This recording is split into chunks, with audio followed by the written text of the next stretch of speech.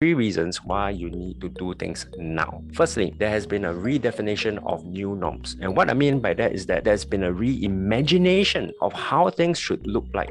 Whether it's the travel industry, wellness industry, fitness, every industry is affected by this so-called new normal way of doing things and new lenses to look at it, which simply means that if you're creative enough, innovative enough, since the playing field is flattened and neutralized, you are able to dream up of new ideas. And the big boys that have been dominating, they have their own problems with the staff issues, HR, and laying off of people and all that. So the solopreneurs, the freelancers, and those who want to start, this is the best time to do it. If you've got an idea, all you need to do is to innovate it and align it to the new ways of doing things. This is a great time to be pioneering. Number two, there is a rediscovery of new markets. I come from a training background, so it's a big problem trying to fill up rooms in hotels, etc. when we do training or even coaching. And ever since COVID came about, Zoom replaced Room. And not only that, there are new markets that suddenly just open up to us. For example, in Asia Pac, people from Malaysia, they don't need to travel here, Thailand, Indonesia, they started coming into these Zoom rooms. The reach is much wider, and through social media and the whole TikTok craze and all these new technological platforms, your reach is so much bigger and you are experiencing new markets and new profiles of audiences as well as customers that you've never done. It is infinite. The possibilities are so wide. Like for example, for me, I've always been serving the local Singapore market through my knowledge products. All of a sudden, I'm serving Malaysia as well. We're starting to do partnerships over there. So whatever product you have or whatever idea you have, think beyond just Singapore. Singapore's too small.